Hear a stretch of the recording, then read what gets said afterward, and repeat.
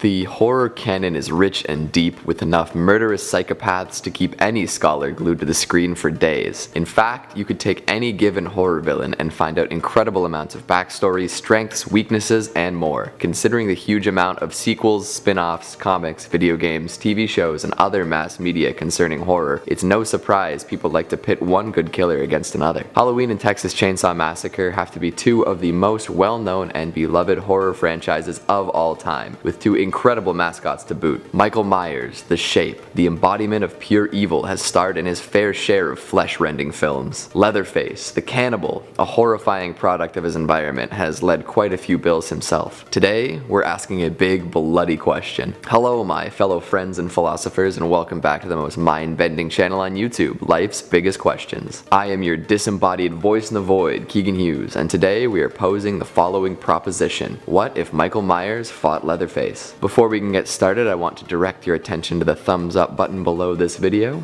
Would you kindly click it so it turns blue? Also, make sure to subscribe for more ponderous pontification. Let's get started. If we're going to pit these two murderous men against each other, we have to understand what each brings to the table first. Their inherent strengths and weaknesses should be assessed, and we need to consider what kind of experience they have from the past. Because there are so many iterations of both Michael and Leatherface across all sorts of media, canon or non-canon, we need to make sure that we have a sort of villain amalgamation. I'll consider any strengths displayed across all the movies they've starred in to be assets in this fight. Nothing is off the table, unless I say so. Weaknesses should be exhibited pretty consistently for me to make it a big deal in this fight. So if a character made a small mistake in one movie, or inexplicably got their handed to them by a tiny child, I'll let it slide. Now that I've set those ground rules, let's wade into the lore behind our two contestants. Michael Myers first appeared in John Carpenter's 1978 smash hit Halloween. We meet him as a young child who very quickly murders his older sister and is sent to a mental hospital. 15 years later, he returns to murder more teens in the small town of Haddonfield, Illinois, and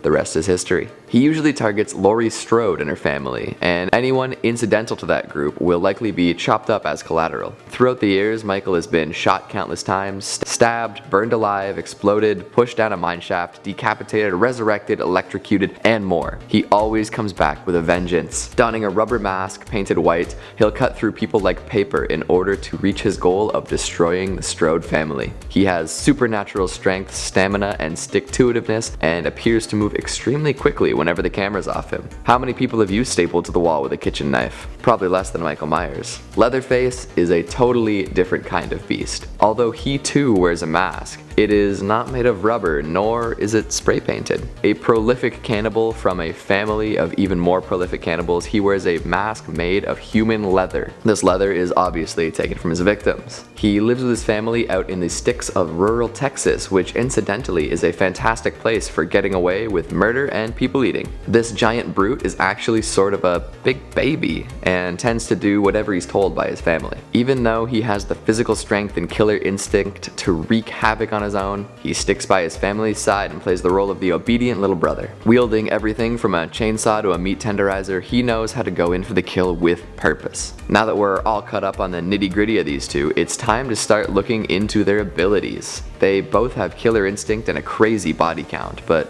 who comes out on top? First, we'll look at the combatant's motivation for killing. This is very important because if someone's heart isn't in the fight, they're gonna lose the battle of wills for sure. Mr. Myers is a proactive, self-motivating killing machine. From a young age, he decided he was gonna kill, and he's been doing it on his own ever since. No psychologist, family member, or civilian can convince him otherwise. Once he sets his mind on something, he will accomplish it. No ifs, ands, or guts. One may argue that because he was at one point the result of a cult, he does their bidding and therefore isn't that self-sufficient, but in the very same movie, Michael turns on the cultists and kills them all. How's that for an internal locus of control? Leatherface, on the other hand, tends to be a reactionary killer. He doesn't necessarily want to go out and kill people. Most of his origin stories pin him as someone killing because they're causing him distress of some sort. He also kills at the behest of his family. They're the brains behind the operation. He doesn't do a whole lot of thinking for himself and would probably just stick around the farmhouse if no one compelled him to do otherwise. Once prey gets far enough away, Leatherface seems to lose the drive to pursue. In Texas Chainsaw 3D, he awaits his kidnapped daughter to return home, chainsaw in hand, but I don't think you can really call that proactivity. You're not gonna get your kill count up if you just hang around at home. Myers definitely takes the lead here. He's too motivated.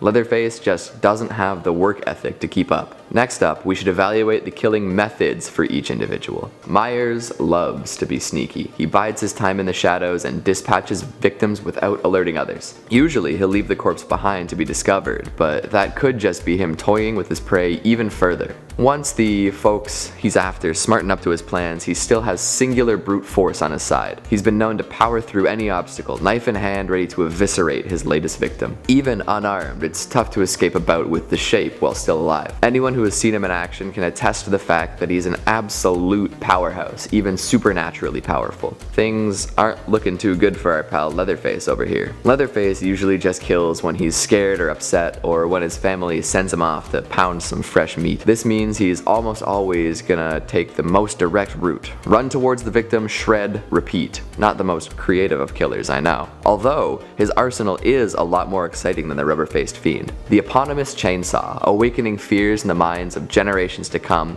is such a wicked weapon. It's hard to imagine horror without the grinding of metal blades against flesh and bone. Gamers will sing the praises of the chainsaw to high heaven, as they know it means brutal, beautiful, instant death. He also comes packing with meat tenderizers, meat hooks, and other flesh-rending weapons courtesy of Texas's farm economy. So what he doesn't have in creativity, he makes up for with an arsenal of terrors. It's hard to call this one because Leatherface's killing methods are a lot more fun, but Myers has the tactical advantage. Although, it's hard to get a tactical advantage over someone flailing a chainsaw. I'm gonna have to call this one a draw, which brings us to a very important category for any blood-splattering beast: stamina. Because if you get tired after a kill or two, or if you keel over the first time a final girl hits you in the face, you're gonna have a bad time. Myers, as stated before, sometimes seems to have supernatural abilities. In multiple movies, he proves himself to be extremely tenacious. It almost seems like he can go on forever. No breaks, no rest, just killing. Even after he takes multiple bullets, stab wounds, and more, he seems to shake it off and keep going. He can take a licking and keep on ticking. Where have I heard that before? Leatherface, although very terrifying, is noticeably more human than Mr. Myers. Like most people, he needs to eat. The fact that he eats people is irrelevant. Meal breaks with the family are necessary for Leatherface to go on.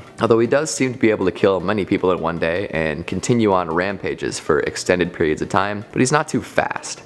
Plus, his mental stamina isn't up to snuff. If the kill is taking too much effort, our poor little masked maniac is prone to freak out and give up. Stamina definitely goes to Michael. With the three categories now painstakingly laid out before us, it's time to imagine the fight itself. In my opinion, Michael Myers comes into the fight with a more impressive toolkit than good old Leatherface, but what's a fight without a little uncertainty? For this fight, we'll assume that they're going at it one-on-one with the weapon of their choosing. This means it's knife versus chainsaw time. Seems like the chainsaw would win, but as the old saying goes, it's not size that matters, it's how you use it. Although, there's another saying that goes, don't bring a knife to a chainsaw fight, so we might just have to see how this one plays out. Michael would go in for the kill pretty quick, as there aren't many places to hide in this 1v1. He could probably get a few stabs and slashes in before Leatherface knew it hit him. These injuries would cause our chainsaw-wielding Texan to lose composure for sure, and start swinging that thing around. This unexpected move would catch Michael off guard and maybe even knock him over.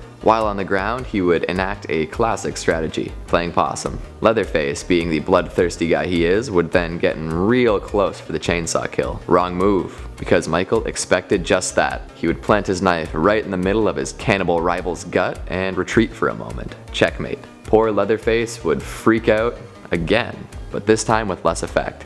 He's bleeding out after all. Michael could then wait a moment for some strength to drain from his opponent, then go in for the kill. Rest in peace, Leatherface. That is, until the sequel. And that's that. Michael Myers versus Leatherface, played through to its logical conclusion. Do you agree with my evaluation of each slasher? Would the fight play out differently? Are there any other horror villains that should square off? Sound off in the comments below if you've got something to say. Before I head out, I want to remind you to give this video a thumbs up and subscribe to Life's Biggest Questions if you want more bloody battles. Until next time, thanks for watching.